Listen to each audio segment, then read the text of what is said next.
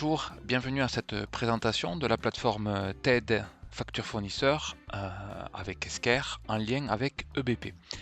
L'idée c'est de vous montrer l'interaction qu'on va mettre en œuvre entre la réception d'une facture, l'analyse de cette facture, l'affectation éventuellement à différents acteurs du workflow, donc des contrôleurs qui viendront épauler le comptable. Mais l'idée c'est de pouvoir transférer cette facture directement en comptabilité dans un journal d'achat dans l'ERP EBP. Alors pour commencer, nous voilà sur l'écran d'accueil d'un comptable. Le comptable, c'est le point d'entrée du traitement d'une facture.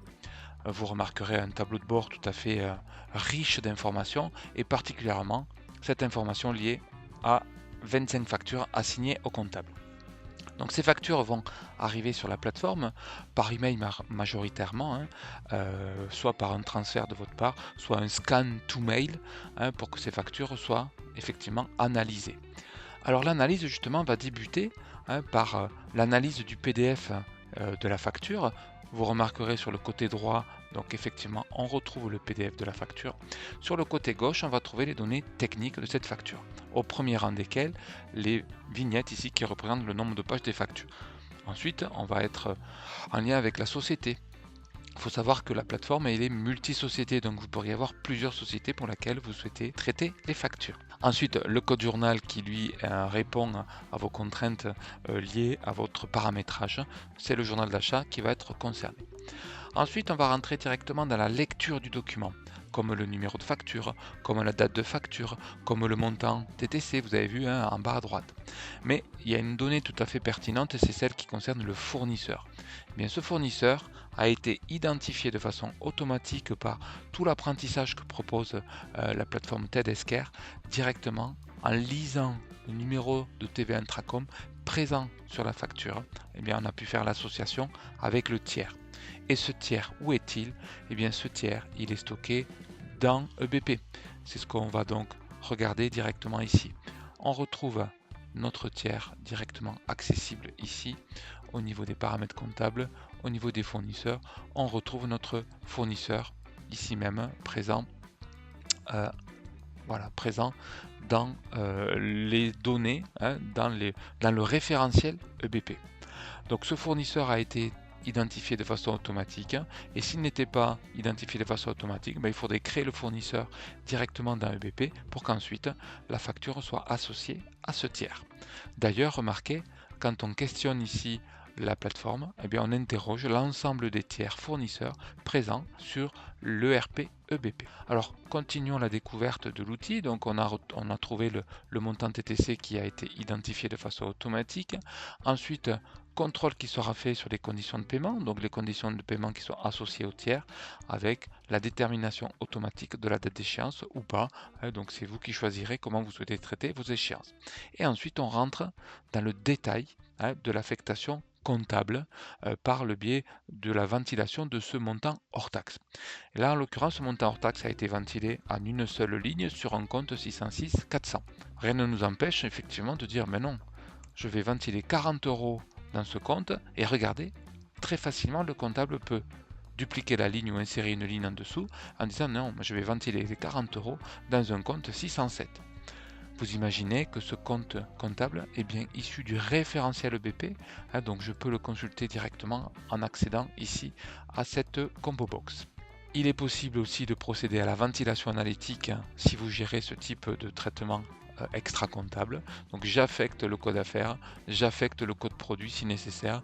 Donc ce sont des éléments qui seront effectués par le comptable au moment de la saisie. Donc là, on voit que l'affectation analytique s'effectue pour les deux axes directement ici. On va trouver les codes de TVA qui permettent la détermination de la TVA avec l'affectation ensuite dans le bon compte comptable puisqu'on aura ici même la possibilité de voir ce compte comptable directement accessible en compte. Donc voilà pour la ventilation comptable associée à une ventilation analytique. On a vu précédemment qu'on avait géré toute la partie en tête avec l'affectation du fournisseur. Et bien nous voilà prêts, j'allais dire, à traiter le workflow. Donc le workflow, c'est l'étape qui va suivre, qui est à la disposition du comptable pour comprendre et éventuellement faire appel à des acteurs d'un workflow, en l'occurrence des contrôleurs qui sont des des acteurs qui vont intervenir pour l'aider dans la compréhension de cette facture. On peut être tout à fait amené à faire appel à Carole, qui est l'acheteuse, en disant est-ce qu'on est bien d'accord pour payer cette facture? Est-ce qu'on est bien d'accord pour enregistrer cette facture? Donc ça, c'est un workflow qu'on va pouvoir mettre en œuvre de façon automatique, c'est-à-dire qui va se calculer automatiquement en fonction du contexte, ou alors pas du tout.